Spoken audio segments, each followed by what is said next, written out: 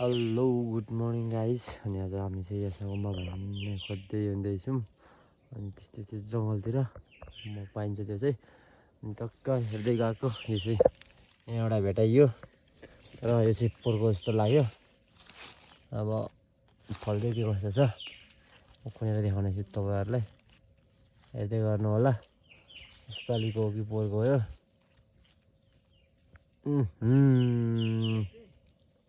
यो पोर्को रहेछ है। फल चाहिँ यत्रो छ, भाँची पनि गयो। यही हो, यस्तो ठाउँतिर खोजिन्छ यसो गर्छ। अनि त तल काकाले हेर्दै हुनुहुन्छ अनि म यता खोज्दैछु। ट्राई गरेको आज चाहिँ छ कि छैन भनेर, तर एकदम अरे बुढा डेटै गइसकेको छ हौ साथीको त। किरासिरा भेटाइएन गाइस। अनि हामी चाहिँ कफल भन्छ अर्ग्यानिक फलहरू खानुपर्छ जङ्गलतिर कहिले कसो। यति डन्नै छ यता पर हुनुहुन्छ काका अझै। अनि म यता छु रुखको टुप्पातिर।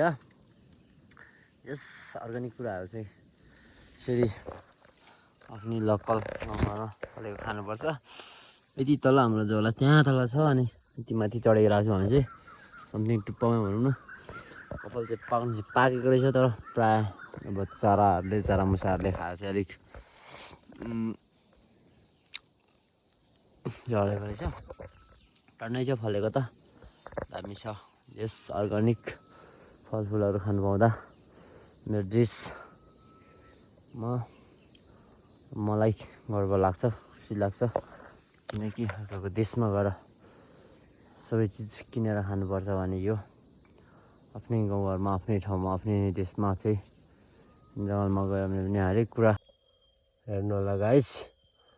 यसरी भेटाइयो माल। किरा चाहिँ यस्तो भेटाइएको छ हेर्नु होला गाइस।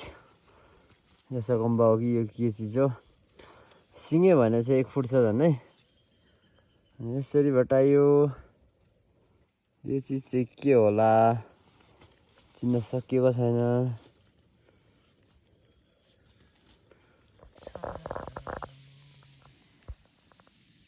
यो चिज चाहिँ बिक्छ कि बिक्दैन हौ, सबैजनाले कमेन्ट पनि गरौँ है।